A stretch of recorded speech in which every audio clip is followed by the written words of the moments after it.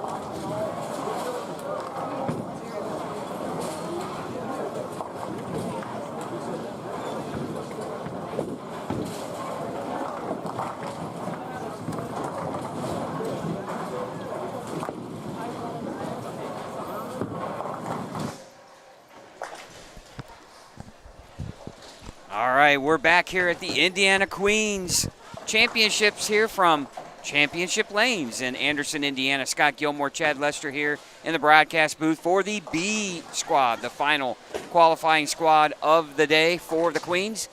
After this, we'll combine both scores from A and B squads, and we'll have our top 16 that will move on to this evening's double elimination single game matches, and always an exciting time here at the Queens when it rolls around to that portion of the event.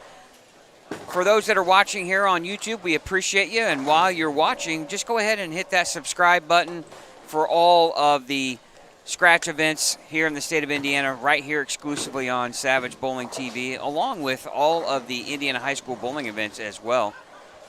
The Queens will wrap up our scratch event portion of the season, but we'll be back on in May for the middle school state finals, and then the youth masters, or not youth, but the Indiana Masters and Queens event from the Indiana Kentucky All-Stars in June. And if you like that coverage, special interviews, and after the squad interviews will be on our Facebook page, Savage Bowling TV on Facebook.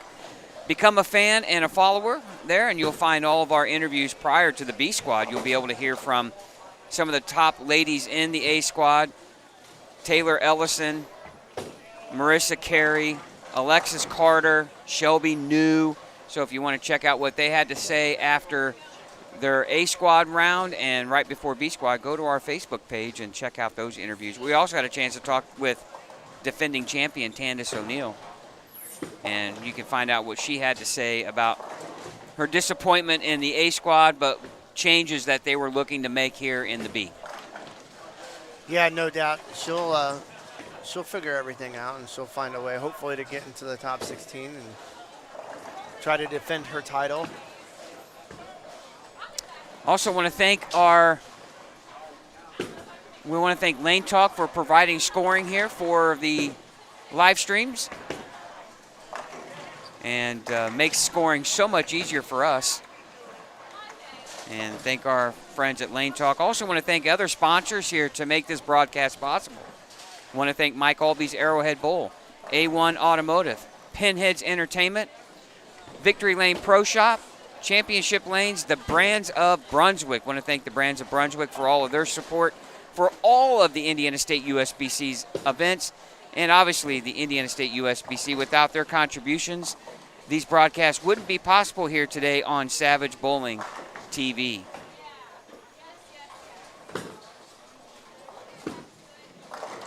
A lot of the same faces from the first squad, but then there's a bunch of new ones. Yeah, I didn't ask Zach, the tournament director, Zach Spencer, what the numbers were like here in the B squad, but see if I can they're very comparable to A. I know they had 160 plus entries last year. I was hoping we would surpass that. They don't have the names put in on the standing spreadsheet yet, but that's what I was going to look at. Yeah, Indiana State USBC president Linda Isaacs bowling. Bowled on 1 and 2. I don't think I've ever seen her bowl before. Yeah, she's First participating in the Queens this year.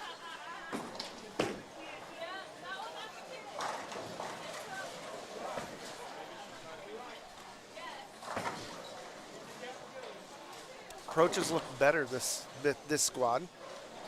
Yeah, it's Maybe much still, cooler in here. Yeah, maybe still a little bit tacky. I mean, it got really cool near the end of that last squad, but then the doors opened up as people left and came in, and you felt the humidity come up just a little bit. Well, and our squad leader bowling in this squad as well. She said she wanted to stay loose, warm, practice her spares. Yeah. And that is Melissa Millett. Marissa Millett. And 863 is the top score. It sounds like from the way she was talking during our interview at the end there that she left some pins out there because she kept talking about her spare game not being very good. Well, Linda, they didn't do, our association president any favor by having her start on 1 and 2, Yeah, right? she'll miss all the TV pairs. She'll go to 11 and 12 next. So she'll be off to the right. That's one thing that you do know when you bowl a Indiana State USBC scratch event. You will move through the entire center. Yes, which is totally fair, especially in a center like this, and it plays so different from one end to the other. Makes things fair that way.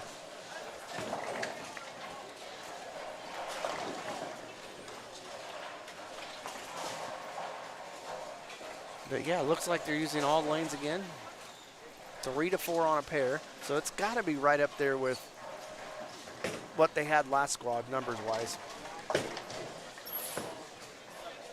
Big string here on 11 and 12.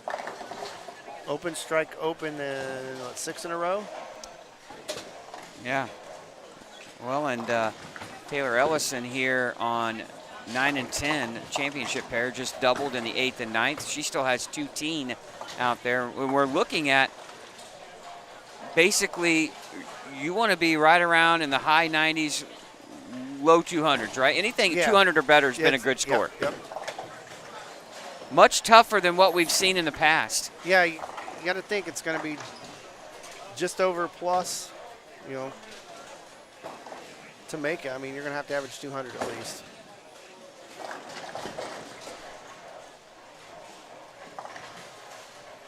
As this squad goes on, we'll start having a better idea what the cut number is going to be.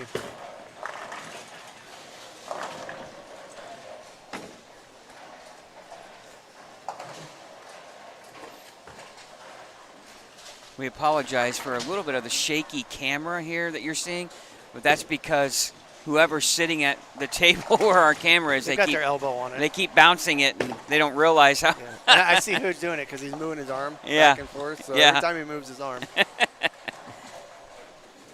So we're not experiencing an earthquake here at Championship Lane. So at least at this end of the house. Well, we'll see who can find their way into the top 16 here after 4 games in the B squad, and the staff here will run the house or run the lanes that we'll need, and we'll get underway with match play here somewhere between 5:30. Yeah, they only need, what, 16 lanes or so? So they shouldn't have to run the whole house. And Chad, we're seeing where we talked about spare shooting, and we're seeing a lot of 9 misses and makeable spares being missed, Chad, and you just can't afford to miss spares right now. Yeah, just like the person on 9 and 10, or 11 and 12 had all the string, she gets the 7th strike in a row and then opens in the last frame in the 10th for 235. So she had 3 opens that game. Well, and she had 2 makeables, right? Yeah. I mean, you don't want to give away 20 pins. The open and the 3rd was a split. Oh, great shot there by Taylor Ellison. First ball in the 10th on 9 and 10. That will put her in the 200s with a good count here with a 215 possible.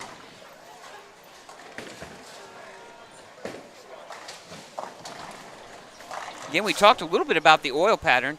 Yes. Broadway version 2 Kegel Challenge Series, and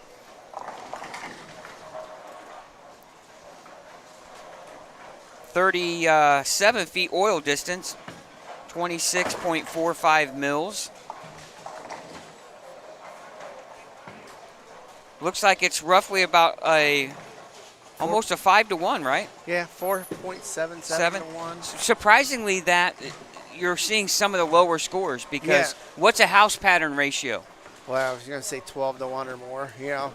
But I think, you know, you think 4.7 to 1 or whatever, on 5 to 1, that it's still going to be easy, but it's short, so it plays flatter.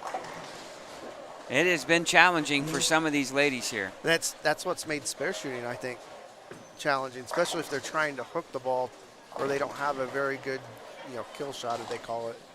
Well, and that's the thing. You see some of the ladies trying to play an inside line and curve it, and then they can't get it quite back to the 1-2, or excuse me, the 1-3. And then they try to play straight, and the ball sometimes will hook a little bit too much.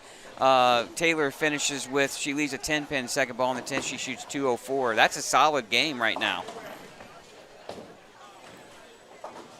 It's a grind. You have to be willing to grind, right? Yeah, I mean, spare shooting is important when scores are lower. And then you just got to stay patient. You're just going to make your spares get a lucky strike here and there until you figure it out. Especially if you get a bad pair. If you get a bad pair, that's what you got to do.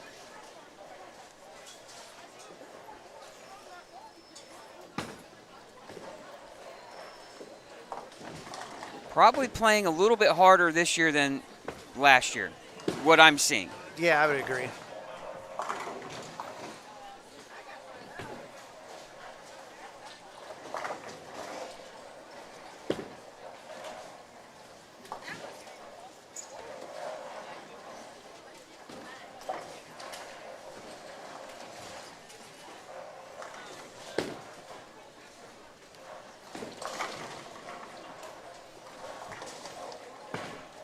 Starting to finish up game number 1.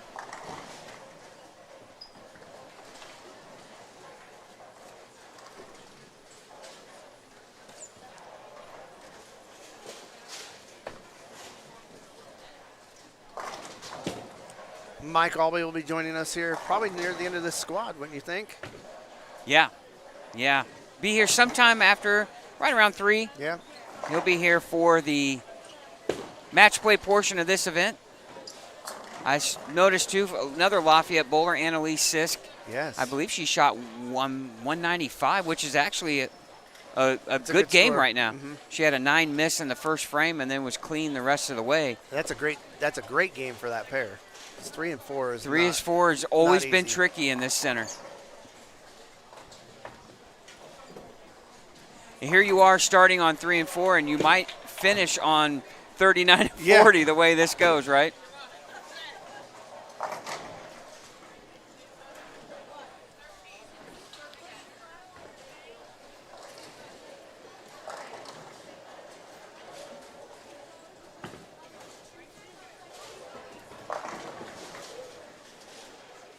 Starting to get some new bowlers come down here, so that tells me the other end of the house is finished up.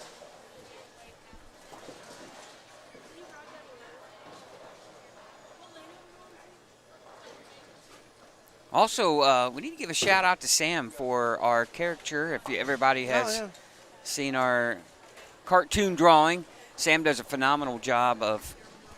It's not AI. This is an artist rendering, and I want to thank him and for all of that. And we're going to try to make some shirts up, and maybe we'll have some things to sell and give away here in the future of some of our broadcasts.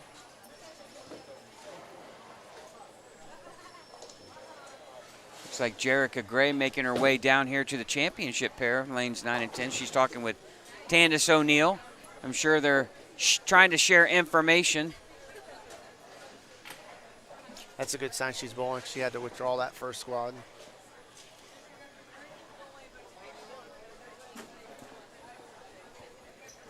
Watching right now, lanes 3 and 4 finish up.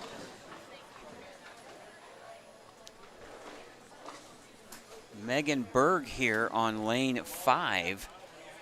Chance to get to even if she can throw 3 in the 10th. She comes in light. 2-pin. It's going to put her in the 180s. Actually, 179 if she can strike in the fill ball. And again, you can't lose it here in this first game, but yeah, I mean, there's 3 other games left, so that's what's nice. You don't lose it with one bad game.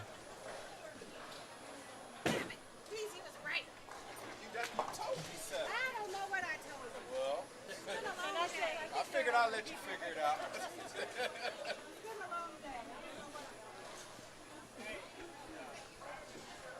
all right, if you're looking to bowl the Queens maybe next year, or looking to bowl some of the Premier Scratch events, or maybe just a regular team event with the Indiana State USBC, you need to go to their website, IndianaStateUSBC.org. Go to the tournament page, and you can get all of the entry forms and information there. You can even pay online. You can fill your entry form out online. Just go to IndianaStateUSBC.org. Some of the events underway, and some are just getting ready to start, but the Indiana State Open Championships, Terre Haute, Vigo Bowl, one of the locations, that started back in February. It runs through April 26th. Still availability and squad openings there. Charles Rott, I believe, directing that, and he's in your chat. If you have any questions about that event, ask away. Just chat away with, and Charles will help get you squared away. Also, now through April 18th, the adult youth at Lafayette. That's at Mike Albee's Arrowhead Bowl. Also at Mike Albee's Arrowhead Bowl is the Indiana State Youth Championships now through April 19th. The Indiana State Seniors, that will take place March 21st through May 6th at Jasper. And the 99th Indiana State Women's Championships will start March 28th and run through April 26th right here, Championship Lanes in Anderson. Got to make that trip here. Phenomenal facility, great staff. Obviously, Angie Collop, one of our favorites here, and they know how to run an event. Food has always been phenomenal here. And then in Lafayette on April 25th and 26th, you young bowlers, Youth Masters in Queens. So if you're looking to bowl something, we'd love to have you. Go to IndianaStateUSBC.org for all of the information and tournament entry forms that you will need to participate. Get out and bowl. That's what we ask you to do, and join a local league even. Become a USBC member today. So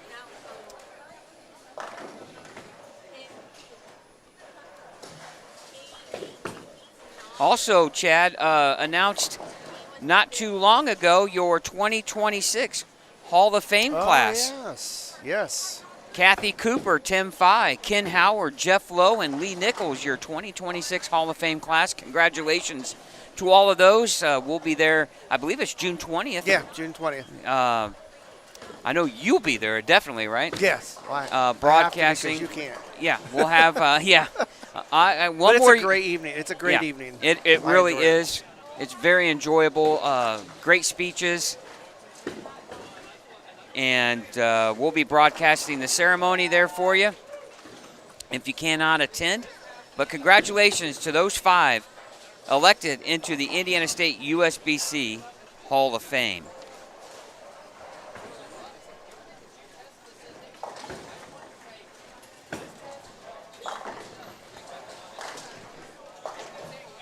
All right, game number 1 has been completed. I'm sure we'll have scores here pretty soon.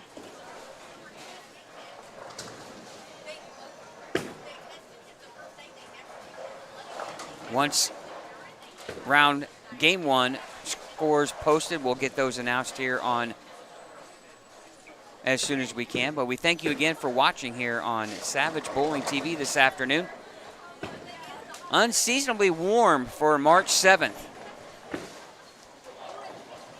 Some areas in the state, Chad, set a record high temperature yesterday.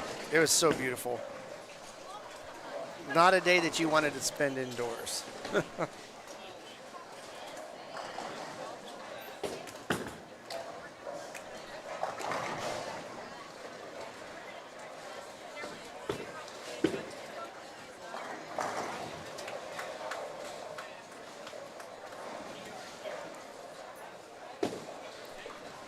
All right, round number 2 of match play at the U.S. Open has concluded. Anthony Simonson still leading the way there.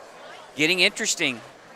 Jason Belmonte shoots 300, game number 8 today of his round. Game 16 overall. He's still 249 pins out.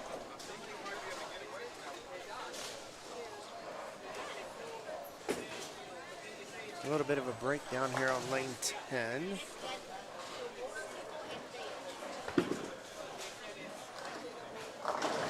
Go back to 5 and 6 while they figure that out.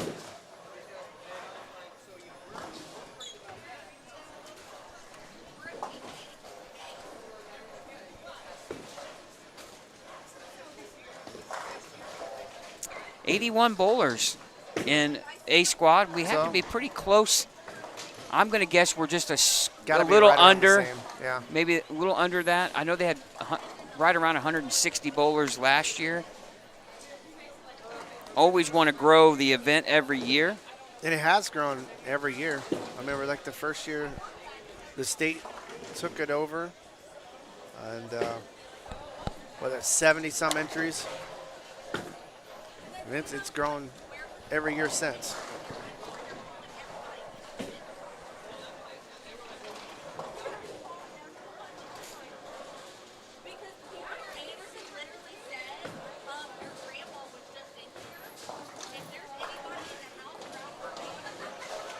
Some pairs only 3 bowlers to the pair, some with 4.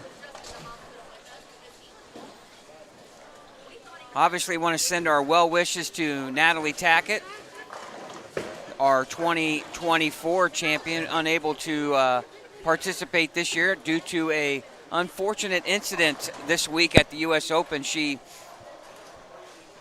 slipped and fell walking out of their motorhome and did some damage to her wrist. Sounds like the steps were wet. Yeah. And I can't imagine that. Luckily, nothing's broke. I spoke to her yesterday evening at round 1 of match play, and she was highly disappointed. She was all prepared to bowl today. Yeah. One thing that I told her that doesn't change is mommy duty does not change. You know, obviously she's busy with Trip. Yeah. Now, I know I did speak to EJ's mom yesterday, and she was helping out. But mommy duty doesn't stop. Yeah. Somebody's got to do it, right? I mean, they both want to bowl. Thank God the grandparents are nearby and they can help out, and that's always a plus.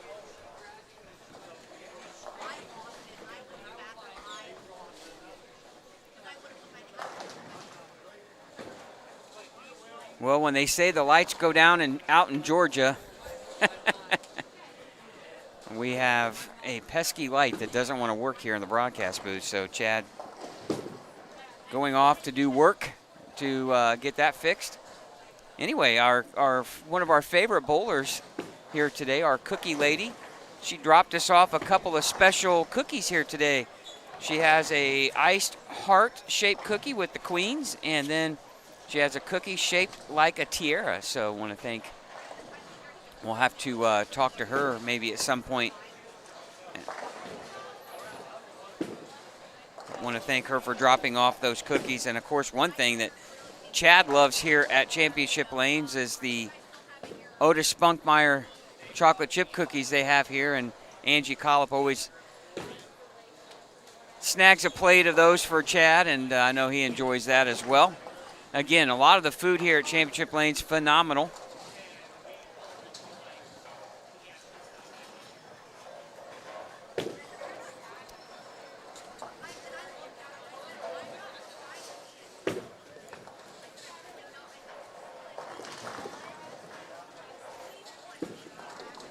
See if we have scores yet for game number 1. Nope. Not yet.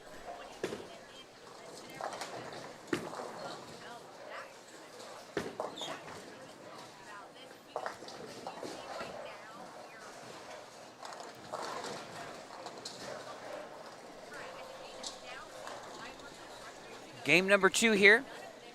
B squad here at the Indiana Queens. In about an hour and a half, we'll have our top 16. We'll stick around on the broadcast here to provide those top 16 scores, maybe get a word with the high qualifier of B squad.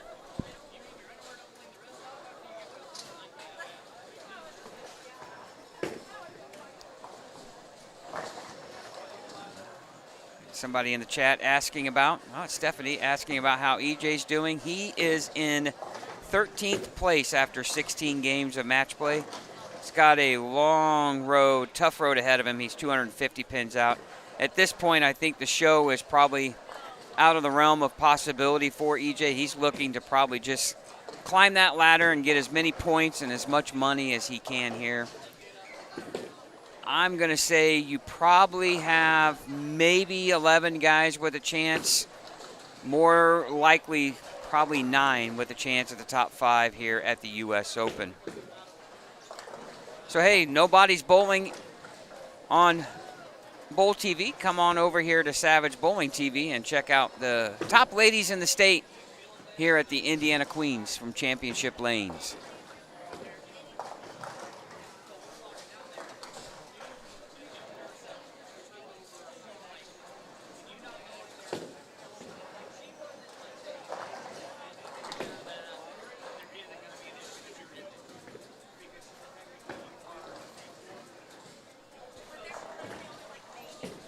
All right, stick around with us. We'll be back with some more here as you're watching qualifying in the B squad here from the Indiana Queens, Savage Bowling TV.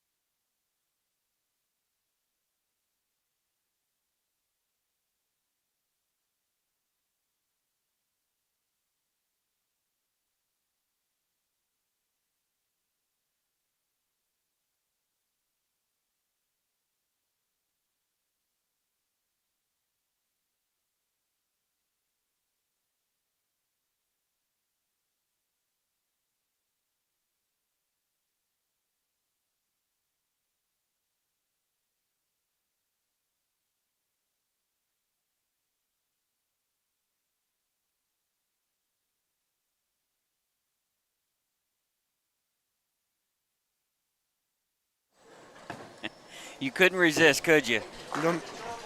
I remember these cookies from last year, and they're really good. I Well, can't remember the lady's business name. While you were working on the light, I was telling our viewers that you were waiting on a plate of chocolate chip cookies. Yeah. These are sugar cookies. So one of the ladies that bowls in this tournament has her own bakery or whatever, and she always brings us cookies, but I can't remember what the... If anybody in the chat knows, Stephanie may know, because she's bowled this event before. But they're really good cookies.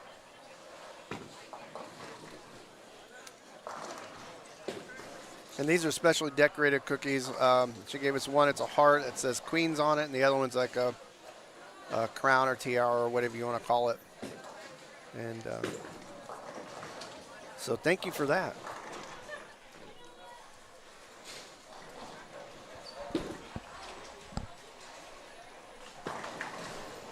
You know, it wasn't super dark when I arrived here this morning, but it was fairly, the days are getting longer, but we're going to be walking out of here and it's going to be dark. Well, then tomorrow, daylight savings times tonight, right? Yeah. So everything is going to start out darker, but it's going to stay light a lot longer. So, yeah, the sun when I got here was just starting to come up. I got here about 10 minutes till 7 because I drove up from Lafayette this morning.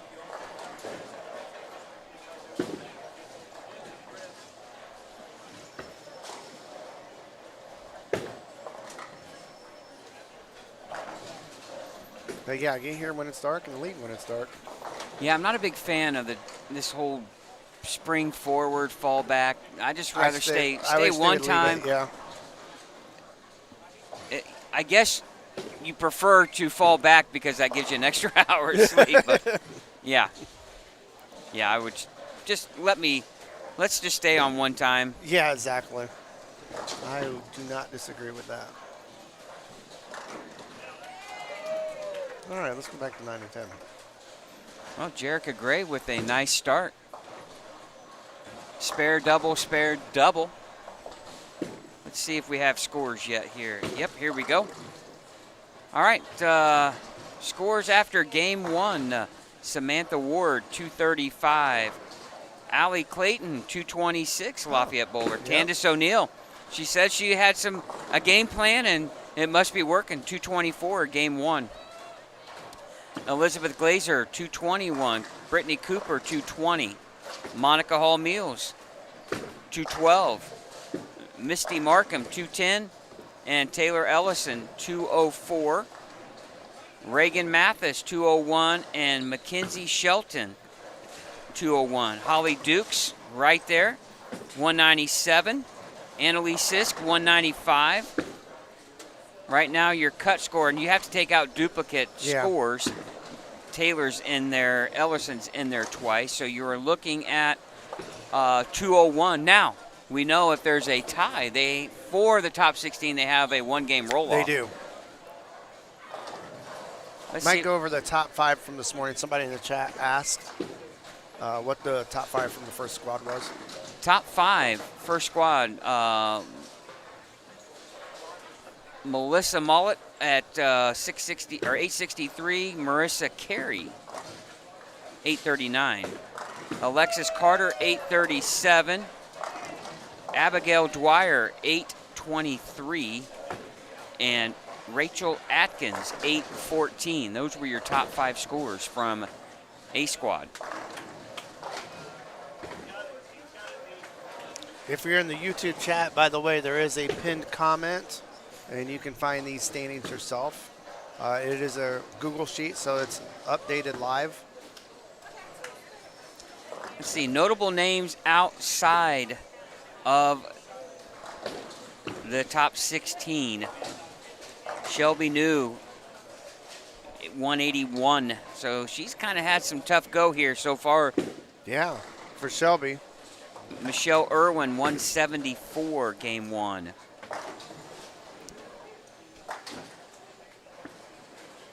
Alexis Carter, who's already in, shot 169. Bethany Burton, 170.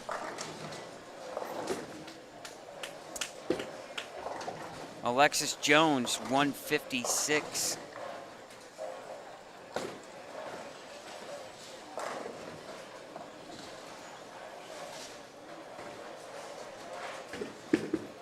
Some ladies with a lot of work to do. Of course, the USBC president, Linda Isaacs, she really struggled on 1 and 2. Mm-hmm.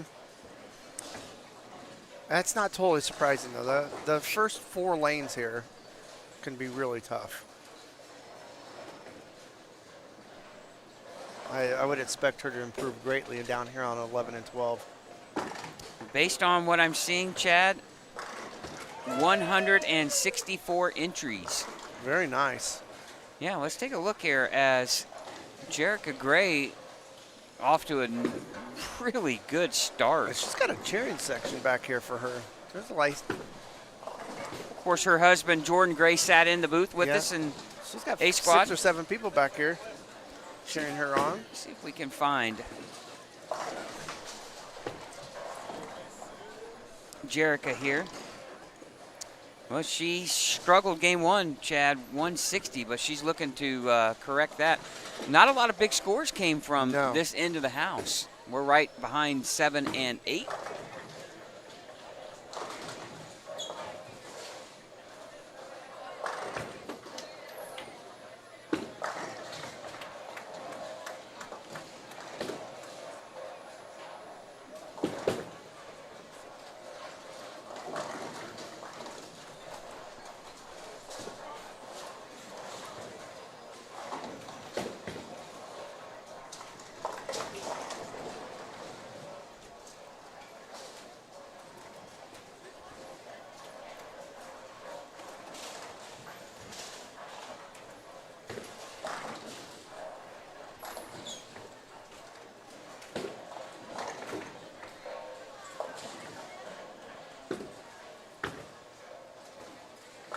Oh, nice shot by Jericho.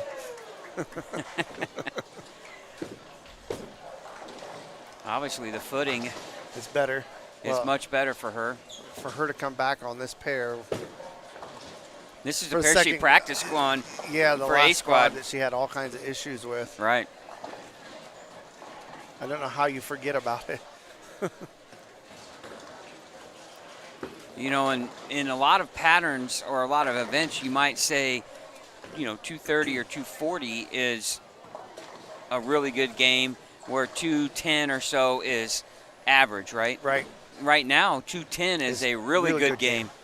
Yeah. 2-0, 198 to 2-0 is average right now. Yeah, and when you shoot 220, you're going to see yourself move up in the standings quite a bit.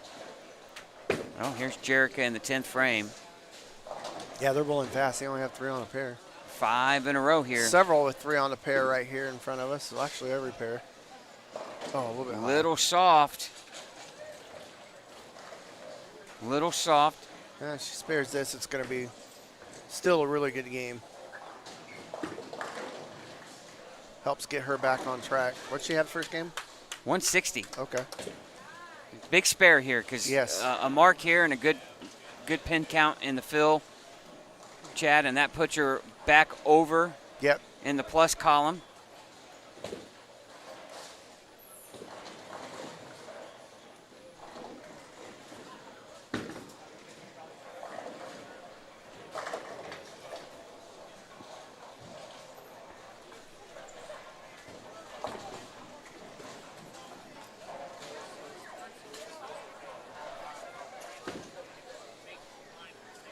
Three, 6, 10. Great spare. Great spare. All right, Stephanie's off, just like last year. She's starting to guess the cut number. She said +5. +5 to make the cut. I won't make any kind of decisions on that until after this game. I'm going to be honest with you. I think you could see -2 or 3 get in. A lot's going to tell us after this game here. We've seen scores really fluctuate when you've gone from one end of the house to the other. Plus, the pair you start on, you've been able to practice quite a bit. You're right. Then you go to a fresh pair on a different end of the house, and they might react totally different. Yep, that's right.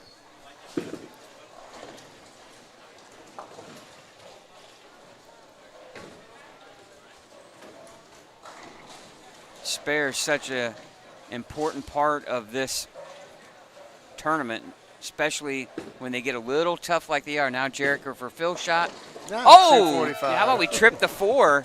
245. What a comeback for Jerica Gray, and now she goes from -40, Chad, to +5. That's going to change a lot. But still 2 games left. So Exactly. A couple more games like that, and oh, she's in good shape then.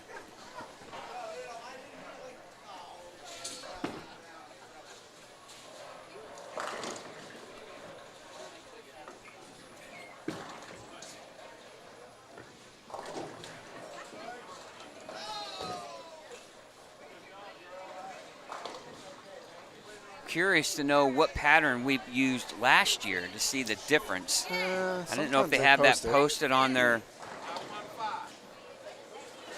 They might have took it down, but We can look real quick.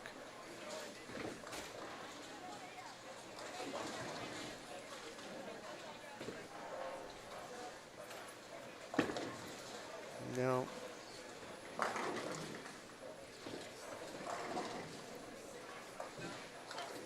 They didn't post it this year either.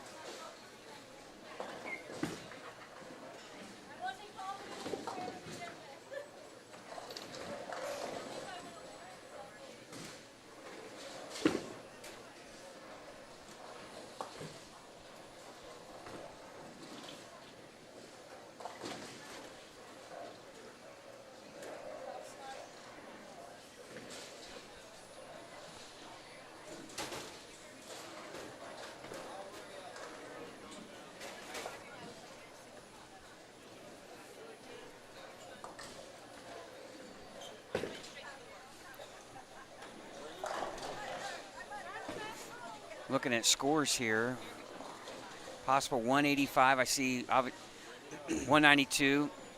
Yeah. Jericho's 245, the biggest game we've seen here. 201. Might be the biggest game we've seen down here Might be all the, day. Might be the biggest game I've seen all day.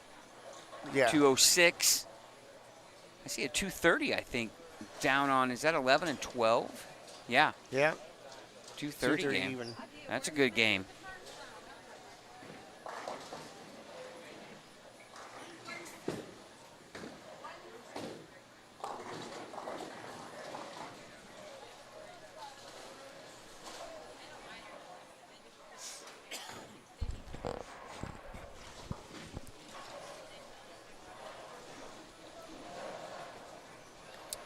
Well, now we're at the midway point of B squad here, just 2 games left.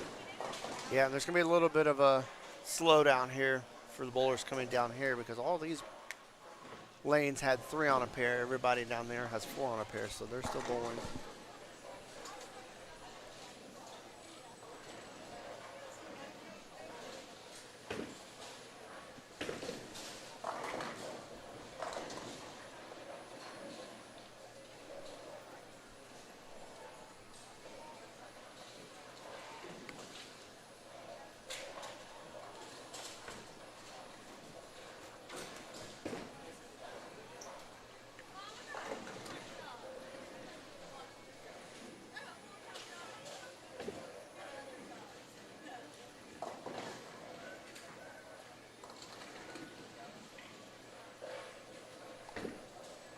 Hey, we just reached 2,000 followers on Facebook. Just got a notification. Thanks to everybody who has followed us on Facebook. If you haven't, find us on Facebook. It's just Savage Bowling TV. Hit that follow button. We're posting a lot of content of behind the scenes stuff you won't find on YouTube. Interviews from this tournament. You'll see some things we did with the PBA. Scott did with the PBA yesterday. Yeah, we'll have more from We'll have the some more TV show tomorrow. And a longer format video will be on YouTube later this week.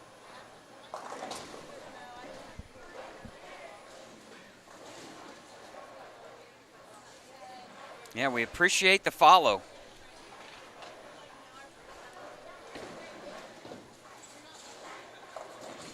Check out some of those interviews we have with the ladies here prior to the B squad starting. It's always great to interview them because they don't get a lot of coverage like they should. No, and that's what makes this event fun for us because the women, we don't see the women very often. And just to see how much talent here is in Indiana on the women's side is pretty awesome.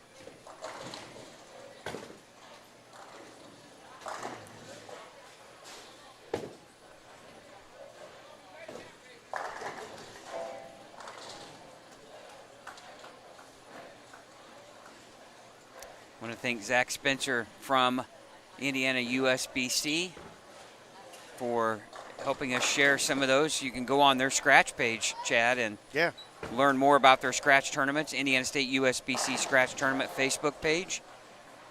They post a lot of entry form information and a lot of insight there as well. Yeah, that'll be kind of like the central hub for all these scratch tournaments in the state of Indiana.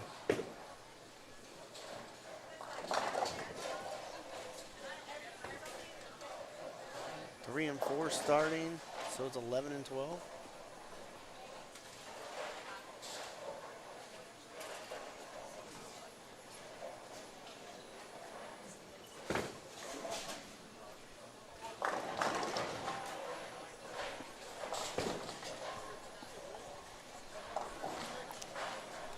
See a lot of fans being carried around still. It's Yeah, this one here just got blown on the back of my neck. I was like, what is that?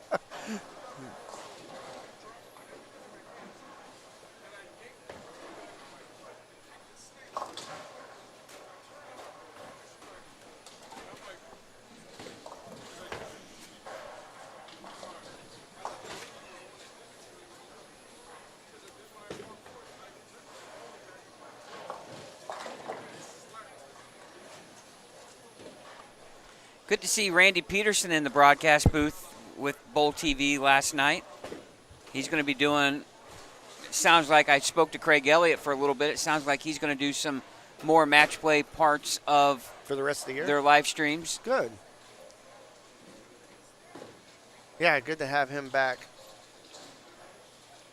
to, stay involved. I know there's a lot of fans that miss him on the broadcast on Sundays, and this is why he gets to stay involved with everything.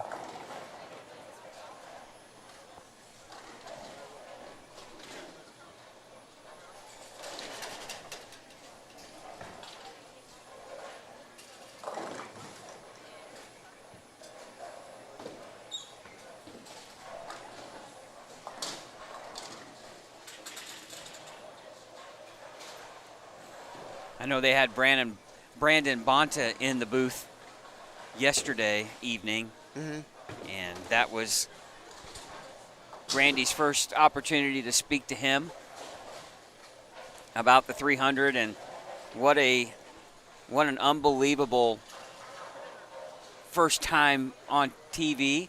Oh, yeah. And hey, our cookie lady's walking in front of our booth.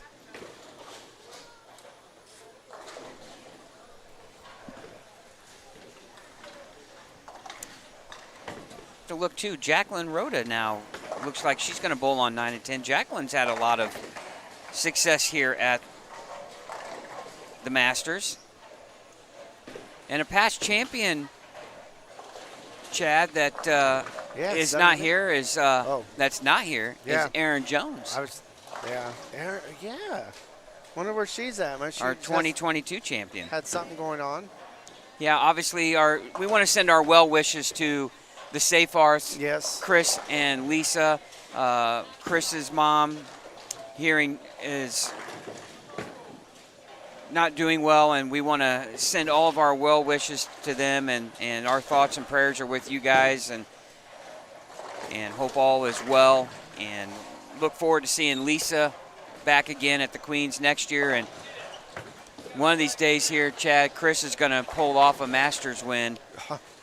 He's so close every time. He's been in several years in a row.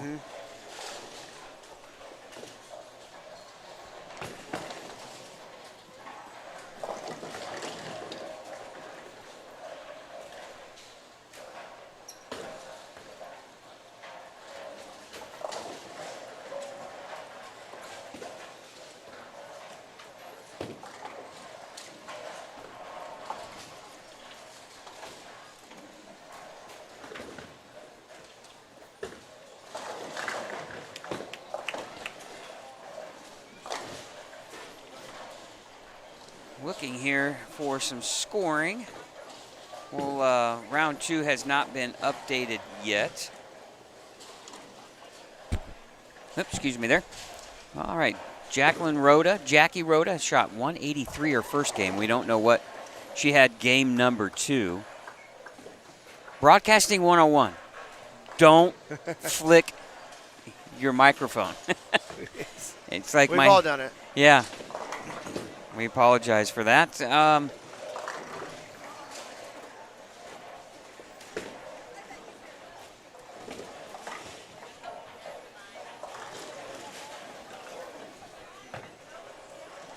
I will say I'm glad it's only Saturday. Don't want to rush the weekend away. Oh, but we got a busy one tomorrow, but it's going to be fun. Really fun time. We get to see a major champion crowned. Hopefully get a word with them. Wonder how Marissa Carey here is near our booth. She only shot 160 her first game as well. I wonder if she had as much success as Jerica did in game number 2. But she's comfortably in Yes. with that 839 series in A squad.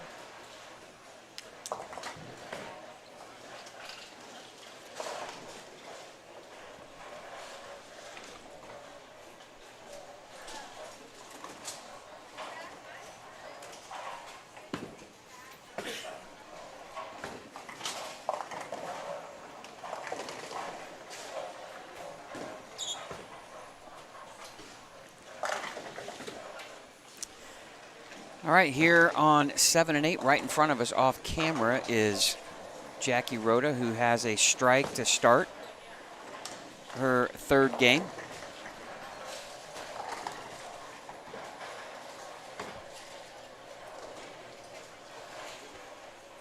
I'm going to get a look here off the left side of your screen. And that ball hooked early. Yeah, it did. Wow.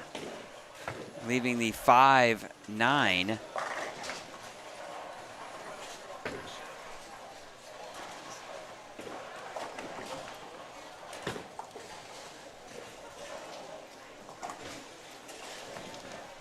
Hey, someone else very familiar there, Chad, on 9 and 10. Destiny Barbie from Lafayette. Our teammates' other half on Wednesday night. I saw him walk by. Zach Collier. There's still some issues with the approaches. I know a lot of the players are a little cautious here. Not much you could do. The center can crank the AC all they want, but when you have the humidity in the air, a little bit of moisture, it's going to be difficult to get them perfect. Well, and to keep them perfect, because, I mean, you can get them to where they're good, but they, you know, the humidity keeps coming in, like you said, and just they'll go back the other way really quick. Well, and you have this many people in the bowling center, Chad. Yeah, it'll thin out after this, you know, this round 2. When we get down to 16, we'll have nearly as many people in here. Hey, another past champion here on 9 and 10, Teresa Smith-Dill on lane 10 here. Yeah, that's a pretty good pair.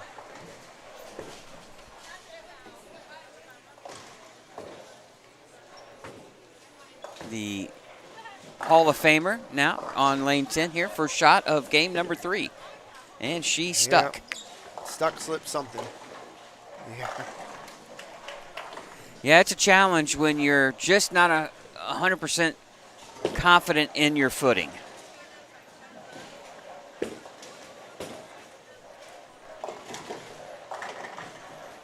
It's definitely not good to be surprised by it, too. You're not expecting it. Still a really good crowd here this afternoon.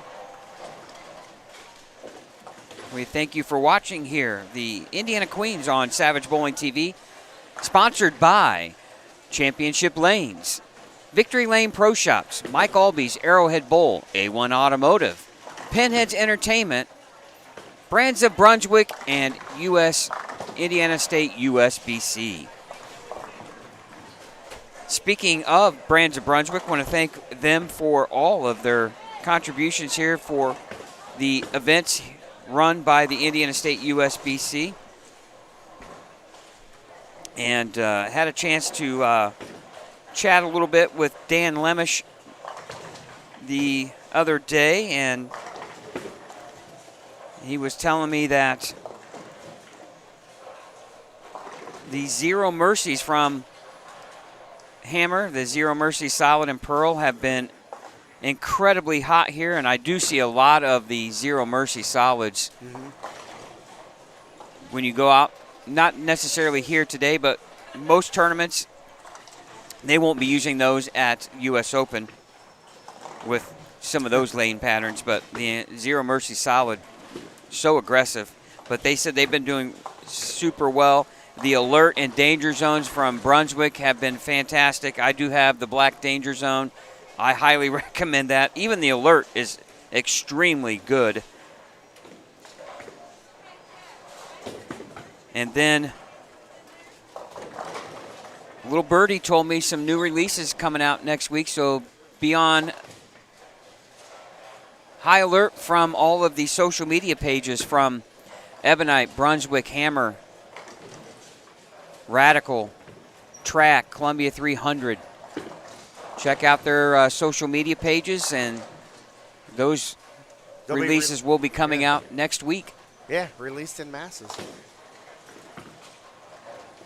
A ball that I think looks really good that some guys were throwing yesterday on the Brunswick staff.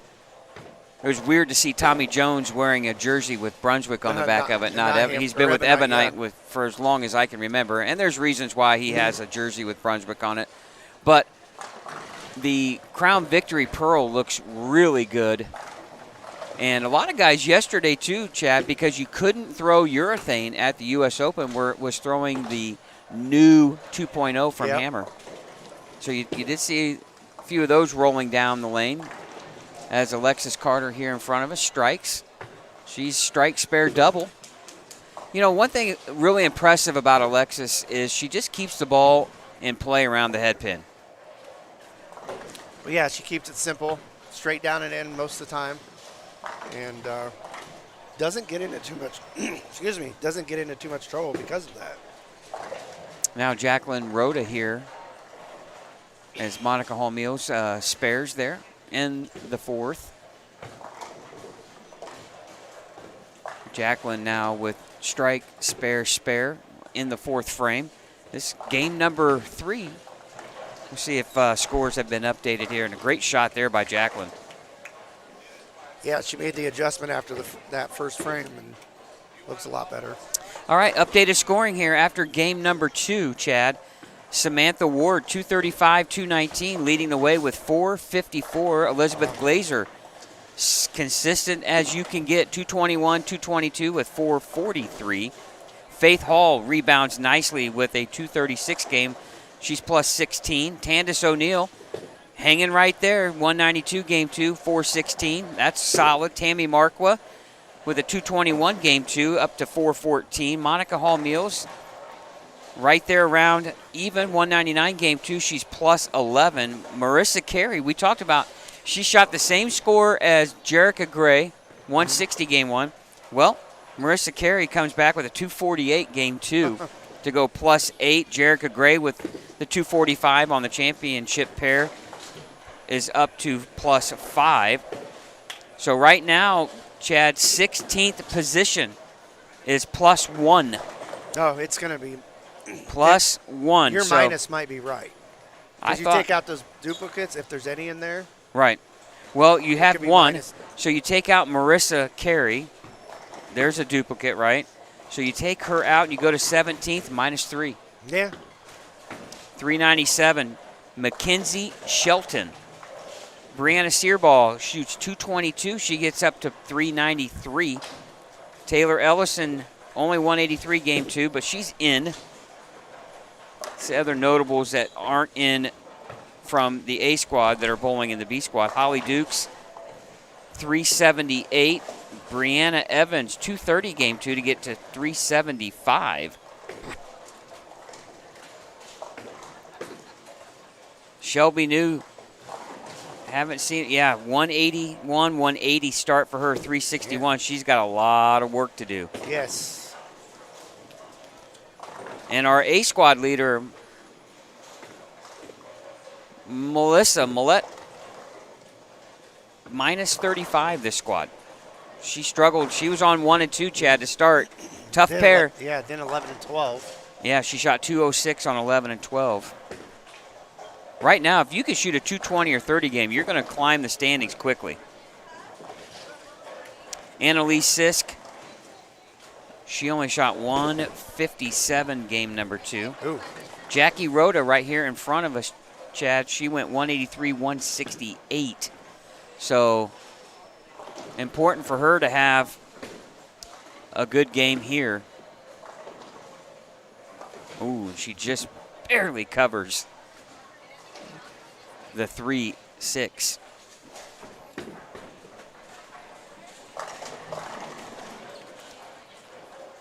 Looks like Teresa's still kind of struggling with footing here. Leaves the 4-pin.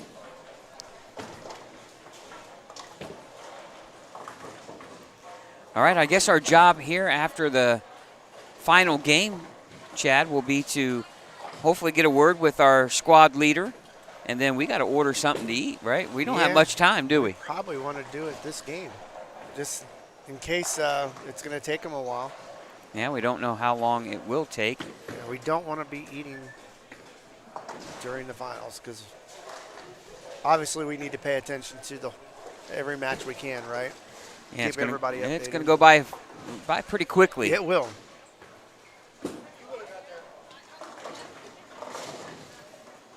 The staff here, Austin and Zach do a phenomenal job, and they're learning from one of the best in Jeff Circle. Yes. So, those sheets tell you where to go after every round. Is Alexis Carter here with another strike, Chad. That is 4 in a row. Yeah, you lose your match, it says, okay, if you lose, you go here. If you win, you go here. And, Exactly. The only caveat is nobody can start the next round until everybody's done with the previous round. They all have to start together. Yeah. As I just hit my microphone. Didn't you learn? No. You should be learning from the best, right? Yeah, exactly. I got a lot of experience at that. And there's a 3-bagger on lane 9.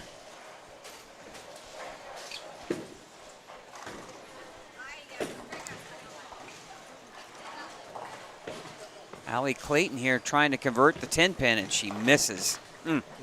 She had a double to start. It's an open frame in the 4th.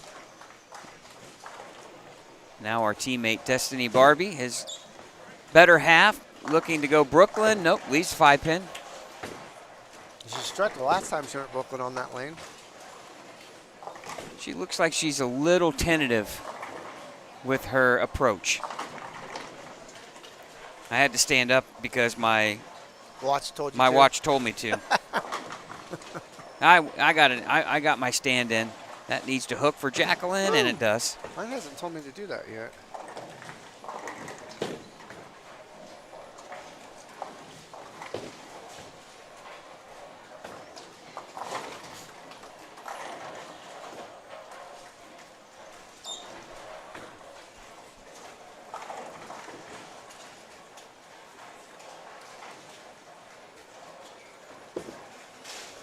And Teresa Smith-Dill here. Oh, high Nice flush shot. strike. She's you watch and you think, okay, she's a little uncomfortable at the foul line, but you look up and she's got 9 spare, 9 spare strike, 9 spare strike. So yeah, I mean it definitely helps. Ashley Black here on lane 10. She's got 3 in a row. And Allie Clayton here now on lane 9. Some Lafayette Bowl, couple Lafayette bowlers here. Got paired up together. Oh, get it? Yes. She slapped it out. There we go. No 9-pin today. That was Austin's fault. We were talking earlier when, after her last squad, and she said she didn't bowl that good. I said, was it Austin's fault? Austin's her husband. And he said, of course it is. Everything's my fault. All right, the string ends at 4 for Alexis Carter, but she makes the 9 spare, and now Ashley Black here with 3 in a row comes in light. Okay, all right. 10-pin falls, leaving just the 2-8. She'll take that. See where Ashley happens to be here after 2 games. She's minus 50, or excuse me, she's 356, minus 44. Ooh, so yeah, good game here. Right now would be a great time to have a big game. Jackie Rhoda here, though, Chad. We're halfway through game 3. Clean so far. This is the time where you have to figure out what do I need to do to just get a double, maybe 3 in a row, to finish out this game. Ooh, and an open frame for Ashley as she leaves the 2. And now the 2-7-8 for Jackie. Teresa comes in high, 6-10.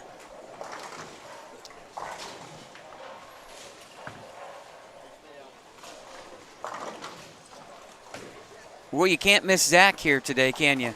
No, always wearing his bright shirts. Good cover by Jackie Rhoda.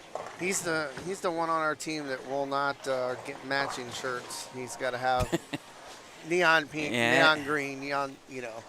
It's got to be absolutely as bright and obnoxious as you can get, right? Yeah. We'll go for the standard gray, red, blue. Not Zach. He wants neon green, orange, pink. Orange, yep.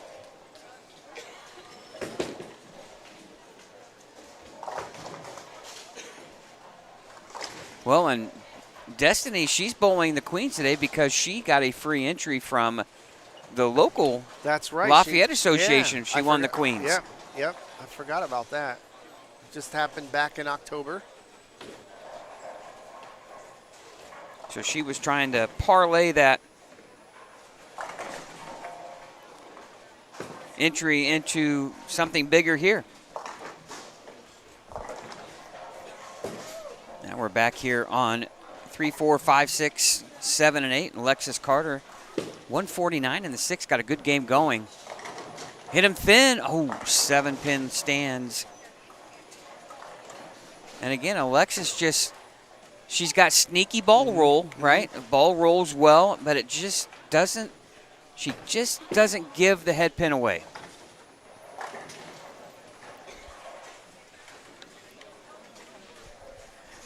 And Marissa Carey, Chad, on lanes 1 and 2 just opened.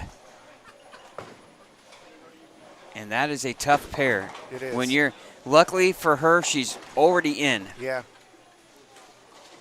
Now, would you rather hit that pair in the beginning or the end of your set? I'd rather not hit it at all. Well, obviously. If I'm going to hit it, I want to. Give me game 1 because I got 10 minutes of practice on it. There you go. As Allie Clayton picks up the split conversion there on lane 10.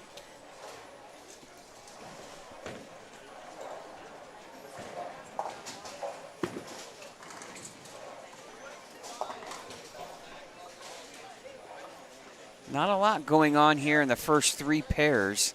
No. 3 and 4 is done. That's been a tough pair, and every event that comes here, that's just been a tough pair. Boy, and you're watching a lot of these ladies when they think they've thrown a good shot and they're waiting for the ball to make that corner. And it doesn't. And then it doesn't. And that's when you get a little bit confused as to what you need to do. As I'm watching, you would think playing more straight would be the way to play, but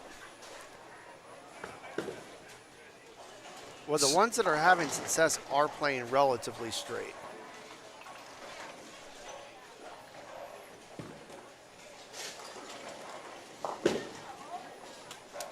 You know, as I'm watching, I would think I would want something that rolls mid lane and then lays off. Yeah. Something very controllable. If it goes too long, then you're going to start finding yourselves just like Ashley Black had the 2-4-8-10, where you're going to miss or you're going to see a lot of 2-10s. Jackie Rhoda here now with a good spare conversion. Well, she's got a clean game through 8, Yeah, but not enough strikes. She's fighting ball reaction. Well, when you don't have a really good ball reaction, then you start fighting yourself physically. Yeah. And I'm sure, like, you know, she missed the head pin left that first shot. That was part of the physical stuff there.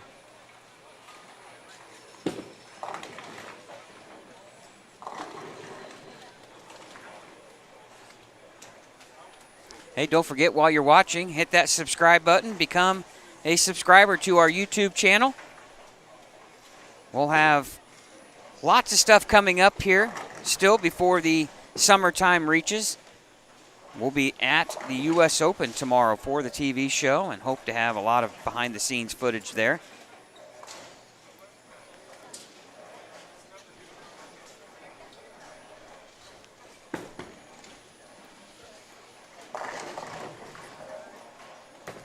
Monica Hall Meals to the far right of your screen there, throws a strike.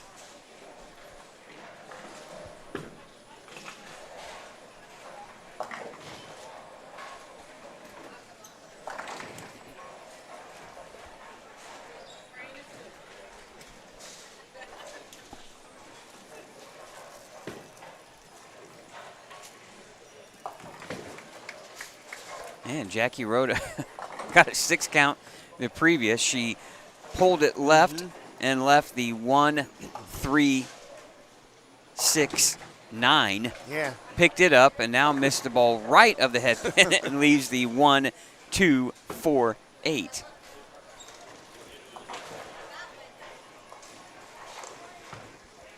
Yeah, that's super frustrating. It's got a hook. Yeah. And now she opened in the 9th frame for her first open of the game.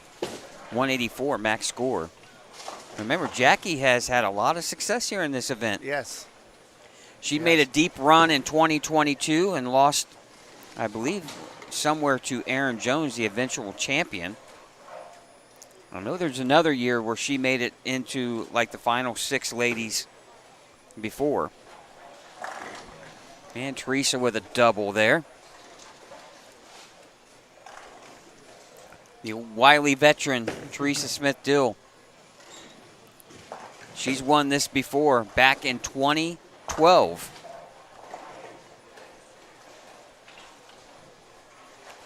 And if my eyes don't fail me, she won in 2004 as well.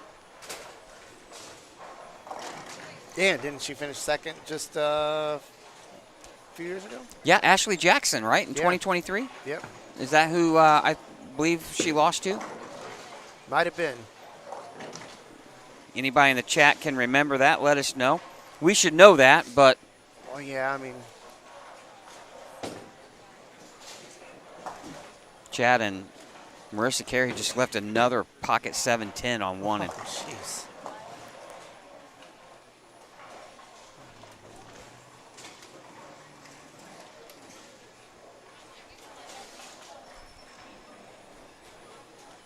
Getting down to crunch time here as Alexis Carter washes out here in the 10th. 2023, it was Ashley Jackson. Yeah, she was looking to become the first to win 3 of these. Alexis Carter trying to become the first. She still has a chance. She's going to be in match play.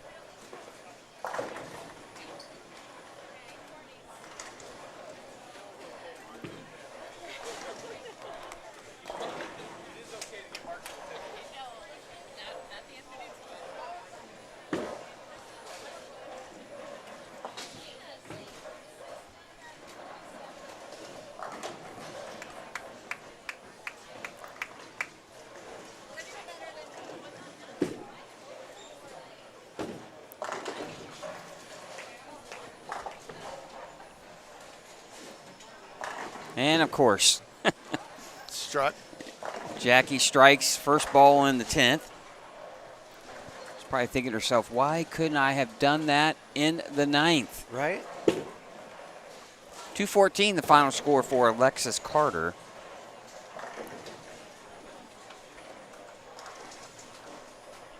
I believe she went 180 start. I'll have to check.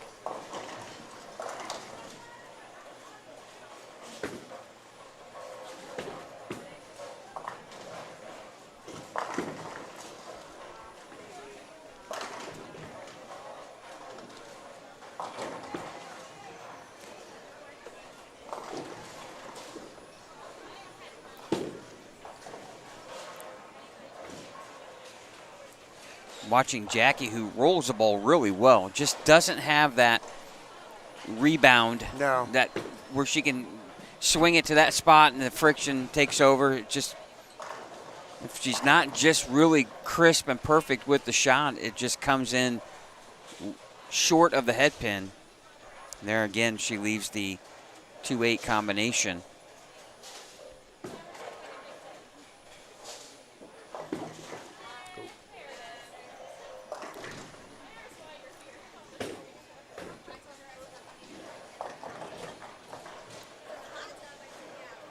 Yeah, definitely a frustrating game for her.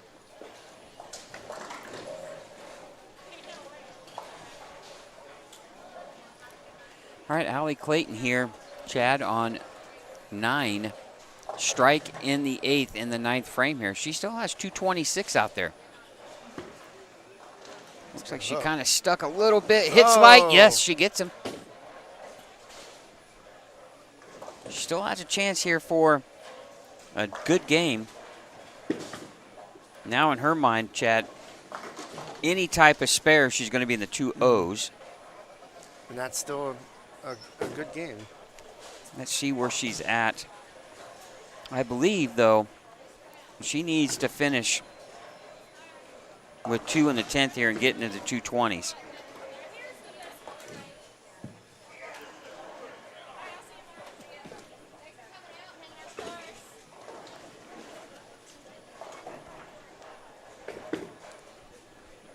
Now, she shot 165 game 2, Chad, so she's 391. Oh. That first one in the 10th would put her in the 2 teens. That's going to be huge for her.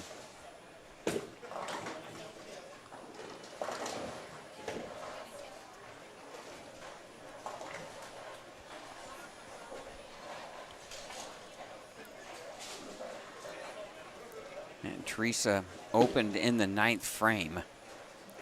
And she'll spare here in the 10th. Good count here, and Teresa will be in the 190s. See if I can find her.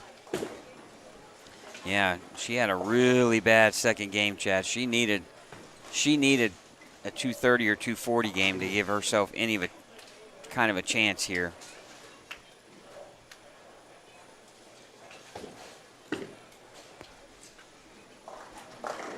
Man, there's 196. Yeah, she needed More than that. strikes in the 9th, 10th, and 11th frame. She needed to get in the 230. She's 80 under right now. Oh, wow.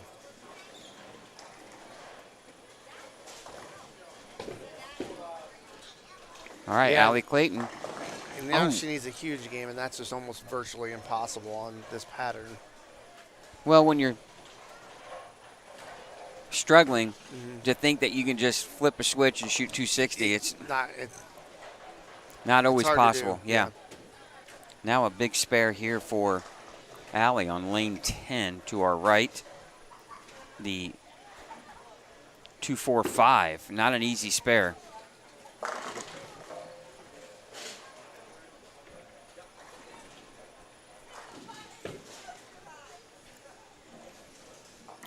Still, I haven't seen anybody surpass. Good spare. Yep. Surpass Jerica Gray's 245 down here. 230 is the next highest score I've seen. Alexis just finished with 214.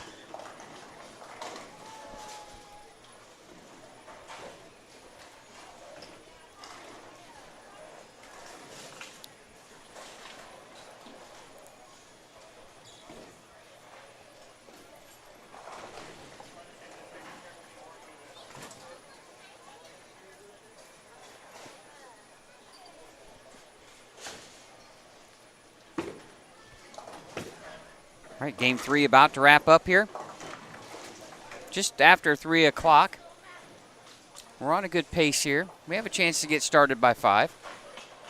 Yeah, these games are going pretty quick. I would say we would start right at 5. If not a little bit before, if they, since they don't have to oil every single lane again, which would normally take an hour and 20 minutes for all 44 lanes. So.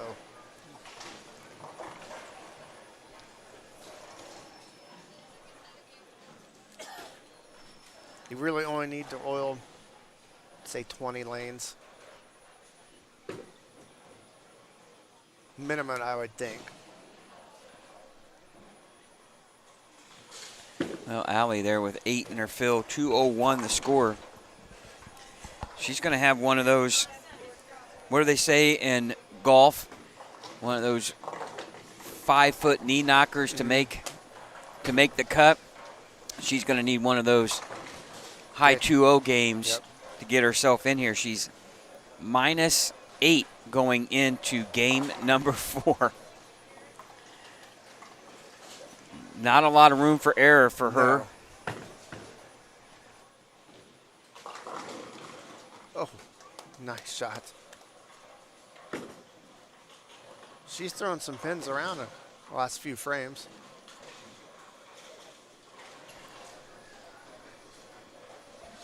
Some players already moving to their 4th game pair. Yeah, I mean, we have a pair down here. It's already in their 3rd game. We might have to take a break after this this frame here.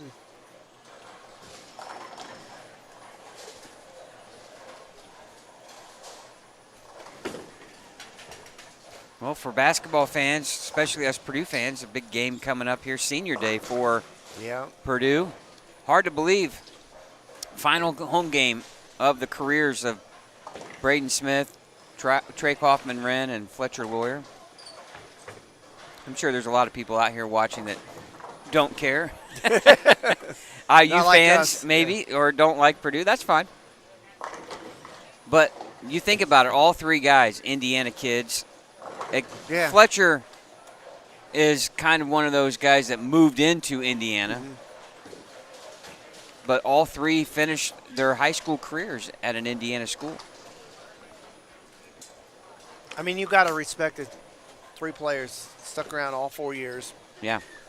And the legacy that they're going to leave with this program, regardless of if you're a Purdue fan or not. Hey, if there was 3 guys like that at another school, I'm going to pay them respect. Right. Well, you had... It's rare nowadays that somebody stays, let alone 3 players. Yeah, Trey from Sellersburg, Indiana. Braden from Westfield. And Fletcher Lawyer finished his high school career from Fort Wayne. Yeah.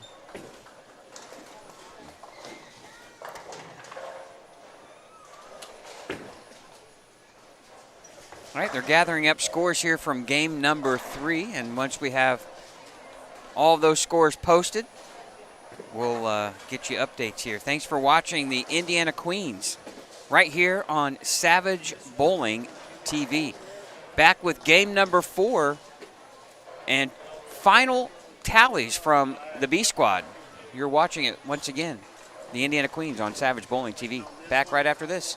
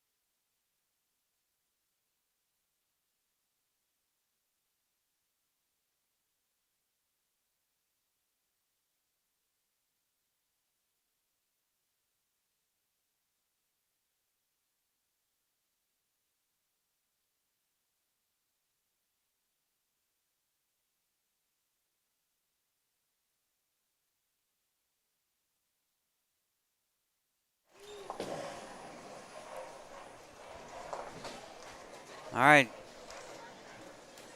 Got some really talented bowlers here, talented ladies in front of us. Tandis O'Neill, the 2025 champion on 5 and 6.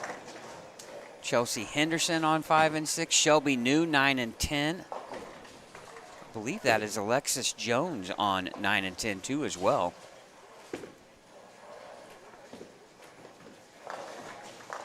Game number 4. Final game of qualifying here at the Queens. After this game, we will have our top 16 match play, and Shelby New starts off with a double. She looks very focused.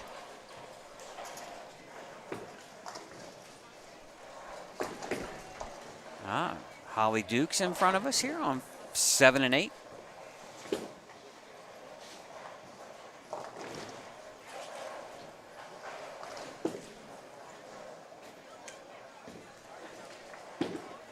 And I was going to ask Cliff, who was in the chat earlier. Don't know if you're still in here, Cliff, but I assume that is your jersey design for Holly.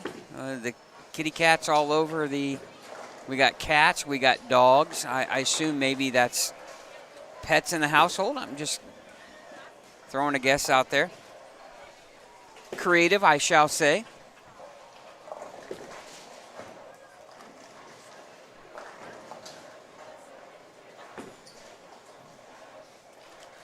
Alexis Jones now with another strike.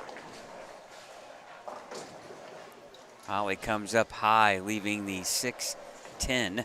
That's on the left side of your screen. You're watching 9 and 10, the championship pair. You'll see 7 and 8 in there.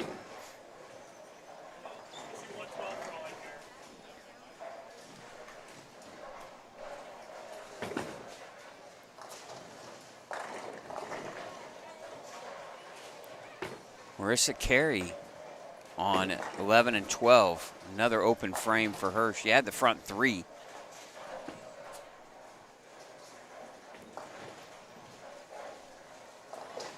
Unfortunate break there as Holly takes the 10 off the 6 for an open frame.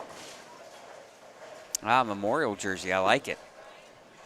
Appreciate you chiming in there.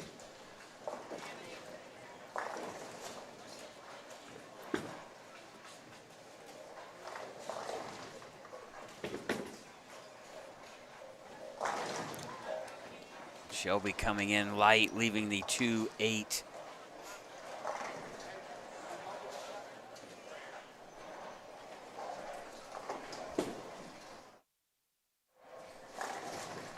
If you're wondering where Chad is, he's putting our order in. Got to take advantage of downtime to get some lunch in.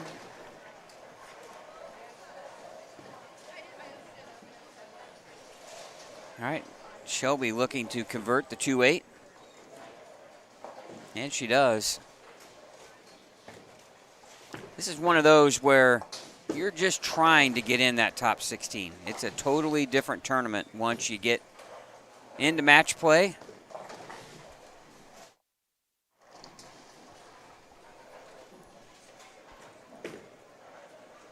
Tandis O'Neill now looking to convert the 4-pin on lane 5 all the way to the far left of your screen as Alexis Jones string ends at 2 as well in the 3rd frame. She'll leave herself the 4-pin.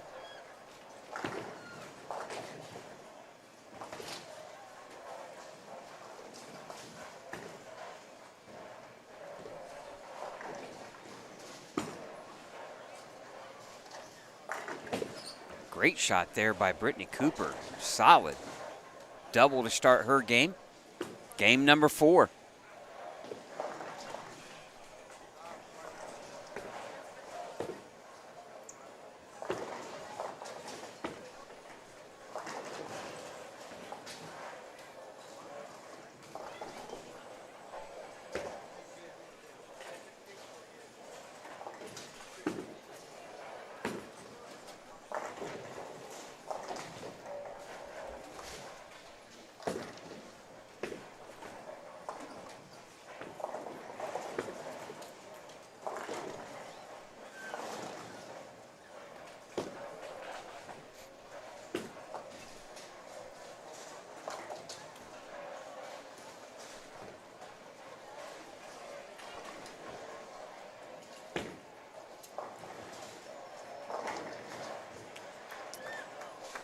All right, we'll check here to see if they got game 3 scores, and they do. Let's see what we have here. Shelby New on the left lane, working on a spare. Oh, and she just rips the rack. Well, and no wonder why she's brimming with a little bit of confidence and focus. 257 game 3 to get her a plus 18. So Samantha Ward plus 48, 194 her third game. Elizabeth Glazer 191, she's at plus 34. Candace O'Neill plus 26, she had a 210 game. Cammie Devine bowling well, 239 game 3 plus 25. Then Jamie Clare, 223 plus 7. Faith Hall struggled game number 3, 176 minus 8. Allie Clayton, 201 minus 8. Right now, that would be your number, minus 8. Jerica Gray with a 183, just 4 pins back at minus 12. Monica Hall Mills shot 179, minus 10, just 2 back. And an up and down round here for Marissa Carey, 160, 248, 169, minus 23. Really tight here for that last 2 spots here. If we do have a tie for the final spot, we will have a 1-game roll-off. That could still be out there.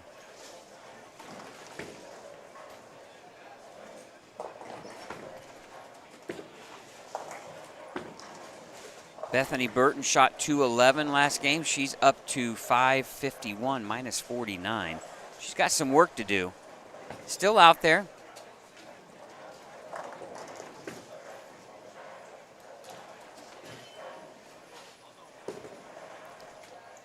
A lot of games up and down. Some really good, some not so good. Just shows you how tricky the pattern is, but how tricky a pair could be as well. Looking for Alexis Jones. See if we can find Alexis here. She's bowling in front of us. She's off to a good start this game. Comes in high there, as I mentioned, and give her some kudos, and she throws a bad shot, leaving a 3-9. And Alexis, you would never know if she's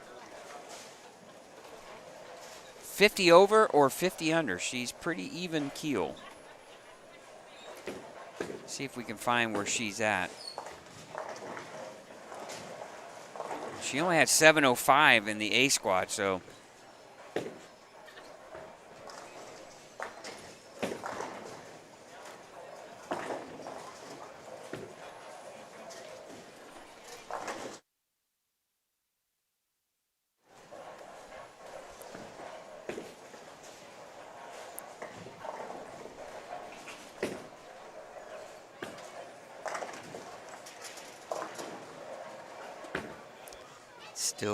still looking. There she is. Yeah, she's really struggling. She's 130 under. So her Queens is just about done as she opened there in the 5th frame. So Shelby New making a run here. 181, 180, 257, and now double spare double to start her 4th game.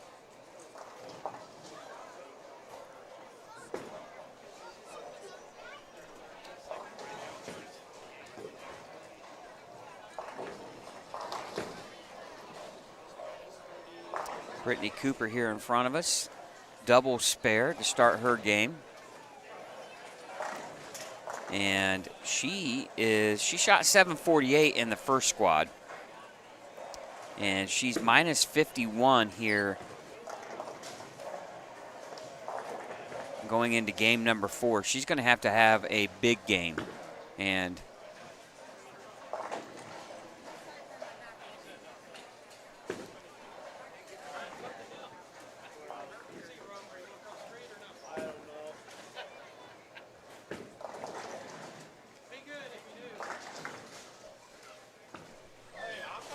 Still thinking -2? Well, right now, Chad, it's -8. Oh, might be lower than what you expected. Yeah, and there's about 4 or 5 players all within about 4 pins of one another. Wow. Right now going into the final game. And that would be Faith Hall, Allie Clayton, Monica Hall-Meals, Jerica Gray, and Brianna Searball, and Tammy Marqua, separated by 6 pins. Wow. And then 10 pins behind that is Lake and Bolser. So 10 pins separate 1, 2, 3, 4, 5, 6, 7 bowlers for 2 spots. Wow. Yeah, I mean, being that close, we could see a tie for that last spot. Yeah. Well, and I was, obviously you were ordering us Some dinner. but Shelby New, Chad, jumps into the top 10. Oh, really? She shoots 257 game number 3 Wow. to go to plus 14. And she starts double spare, double spare. So for her, anything 200 or better, and she's going to Easy. find herself into match play. And I think, Chad, anything could happen at this point.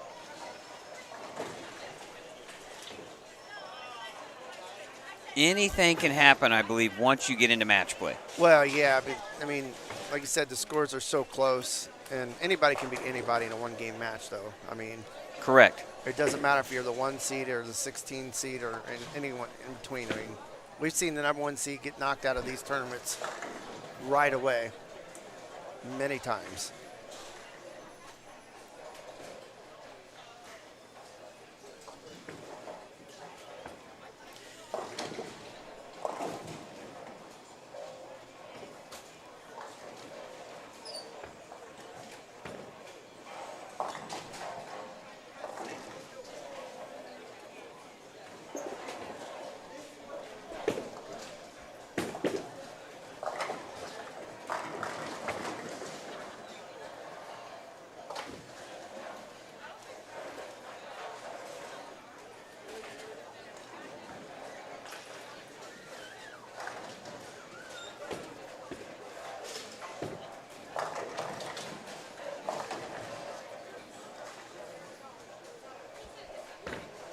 And our cookie lady is on lanes 11 and 12. She just finished up with a 176. That is Lanny Pasquale.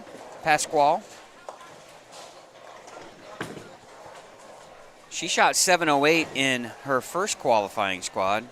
She's going to come up short again, but we need to thank her again for the cookies. She always delivers us Delicious cookies. Yeah, I was going to ask if you got a hold of Angie. I can't believe that No, I haven't seen her. they haven't brought you I saw your her plate from, of. Yeah, I saw her from a distance, but Well, nothing beats those when they are right out of the oven. yeah, they didn't have any fresh when I was down there. The snack bar was just opening though, so maybe they will have some later. I don't know. That if you know we go the Queens with no cookies, that'll be 2 events in a row that we've been here. Well, with. yeah, Angie wasn't here last week. Dave offered us a cookie off his plate, but there was one left, and we said no because we were being nice. You can't cut that in thirds. Right, yeah. And we course- didn't want to take from the owner. Mike Albee would have wanted to arm wrestle you for it. So. Yeah, probably. Speak about Mike when he's not here. Oh. Yeah, those cookies are really good. So are these. All right. Shelby New on a 212 pace. That will be plenty good enough to put her solidly in the cut. Brittany Cooper here in front of us, Chad. She needs a big game, and she's double spare strike through 5, so she's got a chance. Unfortunately, Holly, our friend Holly Dukes, is struggling a little bit today. But Cliff gave us a little insight on her jersey. She's got past pets faces on her jersey. Oh, yeah. And very creative idea. A memorial jersey.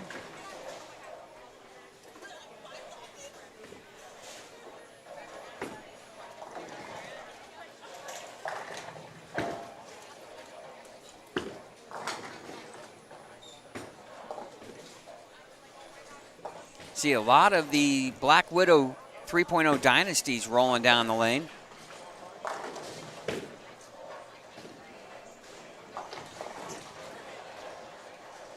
Matter of fact, last night, that's what Tommy Jones was throwing in match play. Oh, really? Where most guys were throwing like new 2.0s, he was throwing a pin down dynasty. I was talking to Mike Riggins in the pro shop here and asked him, what's big sellers here for you? And he said, anyone over there that's got a spider on it. I mean, you can't lie. I mean, those. That Black Widow series, Yeah. always been a big seller.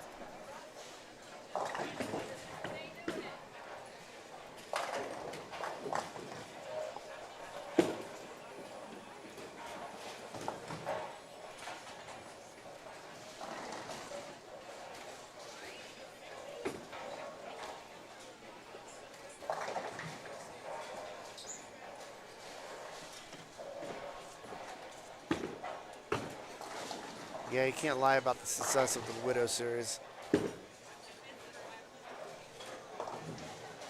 Open frame for Brittany in the 6th, and that's probably going to,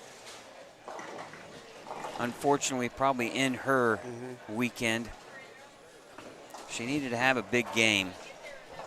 She was minus 51, Chad. She needed to have a 250 game or better. She had it out there going into the 6th, but best score now is 235, and unless something really happens to the girls in front of her, she's going to have, it's hard to go around 9-10 players. That many people.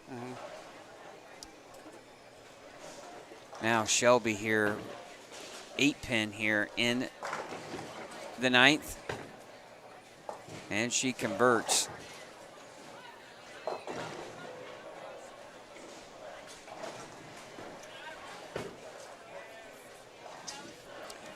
I know we had a chance to talk with Shelby before the B squad started and what it was like to be an aunt now, her sister. I saw him here. With the newborn. First time at a bowling center, she said, with her and I'm surprised young you one. I'm surprised you got her on camera. Yeah, it was I had to pull teeth to get her to. Anytime I walk over there with a camera, she's running the other direction. Yeah, she turns her backs and run.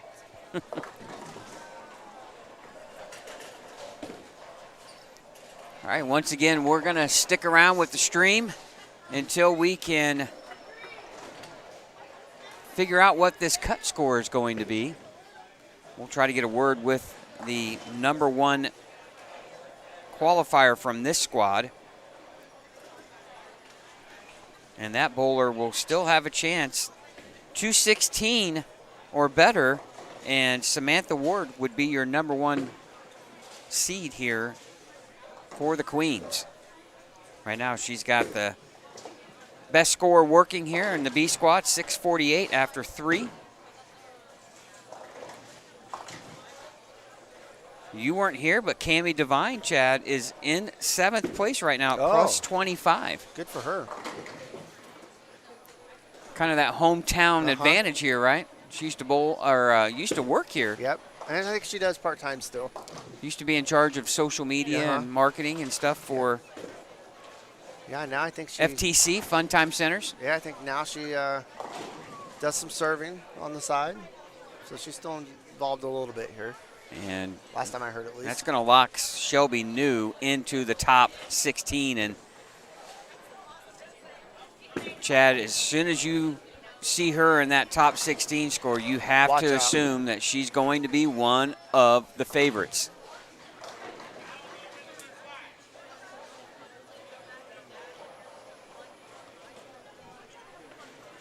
A lot of these ladies, Chad, are going to be mentally exhausted after this 4-game block.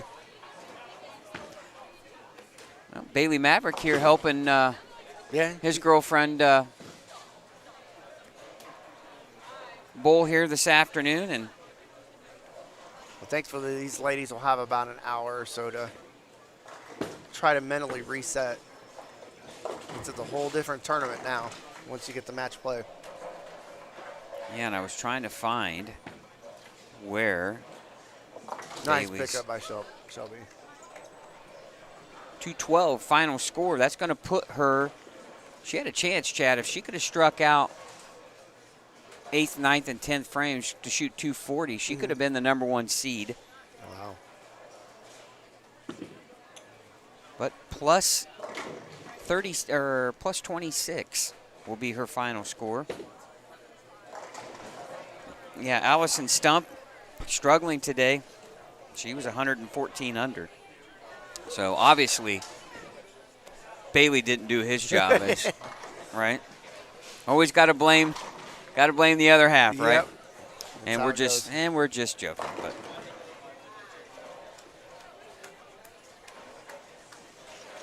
so Shelby will be somewhere around 6th right now. Check that. She's plus 18 going in, so she's plus 30. That will put her in 6th place definitely, unless some of these ladies behind her can shoot a bigger game. Sure. But she's comfortably in. Will the cut score be plus or will it be minus? That's going to be the It's the going to be question. minus something, I think. All right, what did I say, -3? You said, yeah, 2 or 3. Yeah. See if I'm close. I bet it's -5. Just guessing, without even looking at the standings.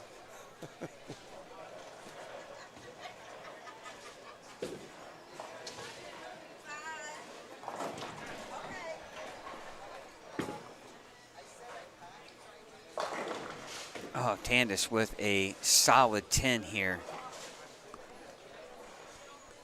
She opened, Chad, she's got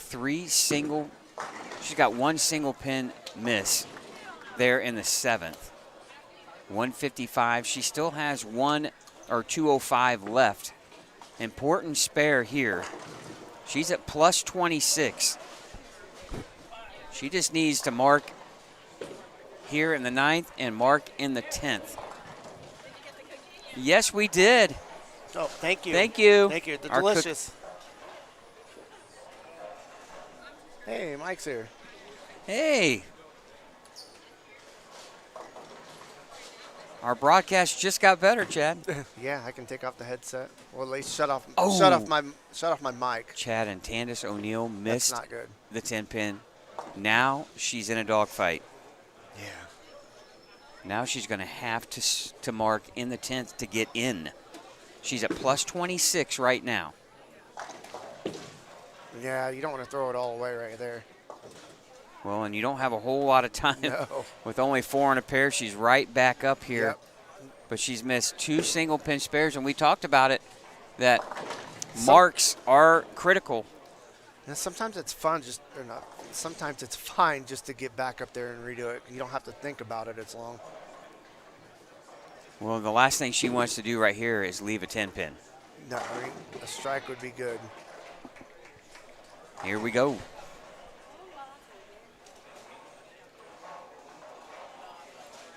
Mark, and you're in. Mark, and you're in. All right. That's much better than the 10 pin right now if you're Tandis. Now she just has to convert the 3 pin here. With a mark and good count, that'll leave her in the plus column. Which should be good enough. Notice how Mike walks in just as we ordered pizza, and he's going to come in and Well, he said no. Oh, God, I don't have to he fight. hadn't said. No, those were specially made for us. Yeah. And there's Tandis with the spare. I would have been surprised if it had the Savage Bowling TV logo on it. Now that would have been That something would have been cool. cool. We should have probably sent our logo to Mike, and Oh, yeah. Tammy could have made us some Savage Bowling TV cookies. Shortbread cookies. Yeah, sourdough cookies. And we're going to have Deadwood on lane 6. And roll into the gutter. And it does. Doink. So we could finish the game without having to worry about that if we wanted to, right? All right. Good count here for Tandis, and she'll have an opportunity, Chad, to defend her title. And, oh, great shot there. 183 finish. That's going to put her +9.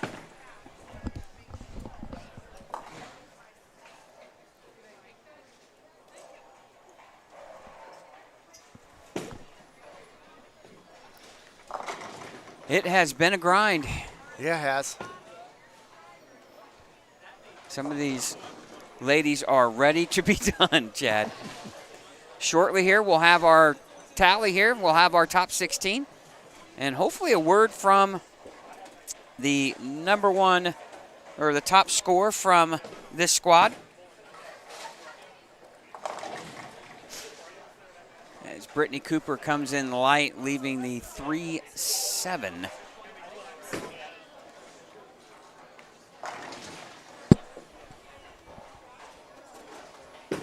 I'm an amateur. All right. How many times are you gonna? Like how 3 or many 4 times are you I've hit gonna that microphone. run your hand into the microphone? I clearly don't know the direction Well, of anything. we need to. I'm gonna have to buy you a headset that has some A kind mute of a button? mute button right here on the cord that you can just push. Well, I mean, All right. the only time I've hit it because I took a drink was just now. The other times I just Oh. maneuver my hands around and. Well, we have a chance for a 2-11 game here on 7 and 8.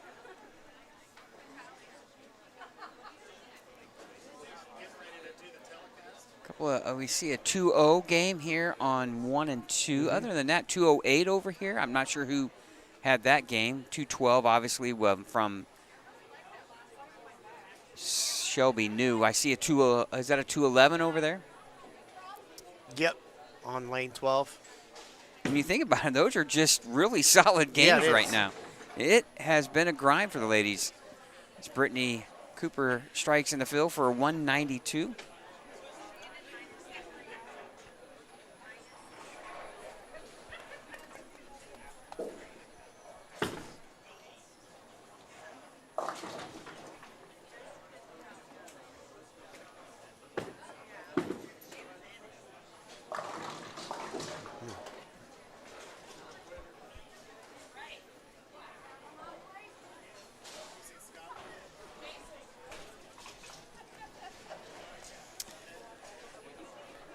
All right, wrapping things up here.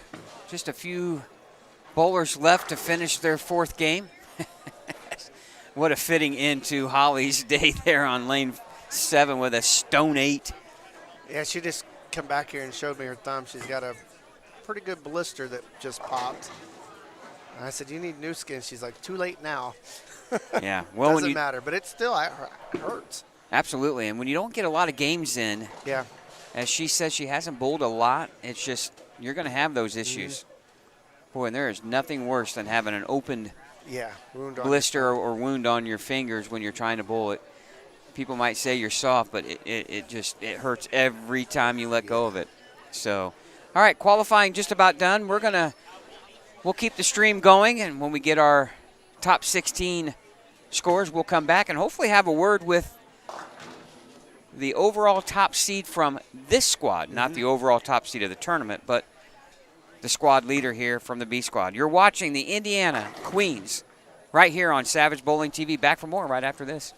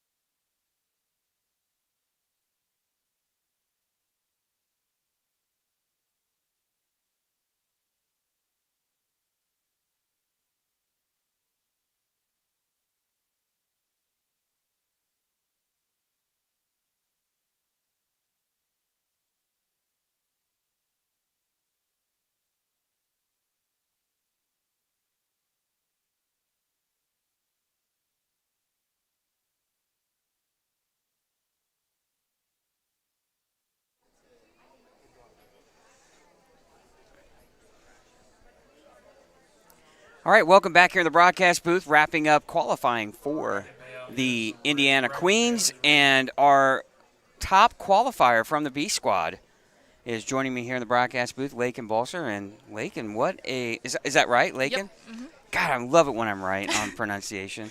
I'm a pet peeve of mine. But anyway, what a finish here. 267, your final game to jump all the way in to that second place. And you were hovering right there after 3 games, borderline making it. Talk to us about game number 4 and what you did and to give you that success to jump in here. Yeah, absolutely. I saw the number pop up in the middle of the game. Luckily, I had a few strikes going, but it was -8 going into the last game, so I knew I had to shoot a big number. I was on the in pair. I love a good in pair, so kept it in play. So you finished on, was it 1 and 2 or? Very end. Very end, Yep. on the high end of the High house? end. Yeah. I'm going to say 1 and 2's been, that might have been the highest game in any tournament competition for who knows how long on 1 and 2. But yeah, exciting to be in. Now it's a totally different tournament, right? Instead of qualifying, you're going to bowl one person, single game match, double elimination. Same game plan as you assume. They're going to strip and re-oil and get underway here at 5 o'clock. So what's your game plan going in here into match play? Yeah, I'm going to have the same game plan. I started off a little rough with the approaches, so I had to get comfortable, and once I got comfortable, strikes came. Well, and how cool would it be for you to come into the Queens here and come back and see your name here on the masking in one of those banners? Yeah, absolutely. First time bowling the Queen, so I would love that to be the first time. All right. For those that might not know you, where are you from? I'm from West Virginia. West Virginia. Now where are you residing at in Indiana? Fort Wayne, Indiana. Fort Wayne, Indiana. How cool is that? Yeah. Now, you have a brother? No. No siblings? No siblings? Well, I have a brother. He's just not. He doesn't live here. Okay. All right. So, bowling league in Fort Wayne. What do you think of the nice area? Yeah, I love Fort Wayne. I bowl league in Garrett, a smaller town. Okay. Wood lanes, small house, so challenges me every week. It's something different. But I love bowling in Fort Wayne too. I practice there throughout the week. Okay. All right. Well, good.